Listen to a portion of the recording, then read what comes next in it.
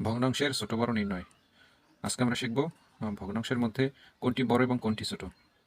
এই ধরনের প্রশ্ন বিভিন্ন চাকরি পরীক্ষায় মাঝে মধ্যে আসে। তো প্রথমে আমি শিখবো যে এর মধ্যে কোনটা বড়। এই জন্য আমি করবো কি, প্রথম যে দুইটা আছে দুইটার মধ্যে আমি আর গুণ করবো।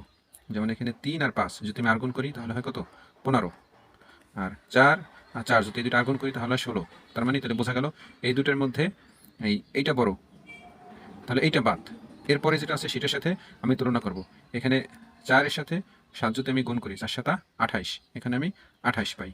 আর এইখানে যদি আমি 4 দিয়ে 5-এর সাথে 6 গুণ করি তাহলে কত পাই, 5 30। তাহলে বোঝা গেল এই দুইটার মধ্যে এইটা বড়, তাহলে এইটা বাদ।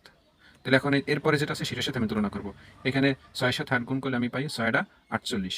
আর এখানে 7-এর সাথে 7 গুণ করলে পাই 7 7 49। তাহলে এইটা থেকে এইটা এখানে বড় পাইছি, তাহলে এইটা ছোট, তাহলে আমার এখানে বড় হচ্ছে এইটা। ঠিক একইভাবে যদি আমি বলি যে এই ভগ্নাংশের মধ্যে ছোট কোনটা, তাহলে ঠিক একই নিয়মে ওর বিপরীতটা।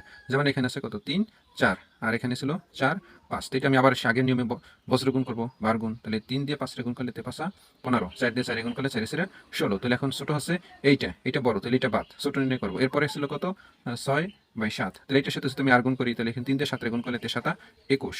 আর এখানে 4 দিয়ে 6 গুণ করলে 4 24। তাহলে এইটা বড়, তাহলে এইটা বাদ। এরপরে যেটা আসে সেটার সাথে তুলনা করবো। এরপরে ছিল 7/8। এখানে যদি আমি আবার আর গুণ করি, 3 দিয়ে 8 গুণ করলে 13 24। আর এখানে 4 দিয়ে 7 গুণ করলে 4 7 28।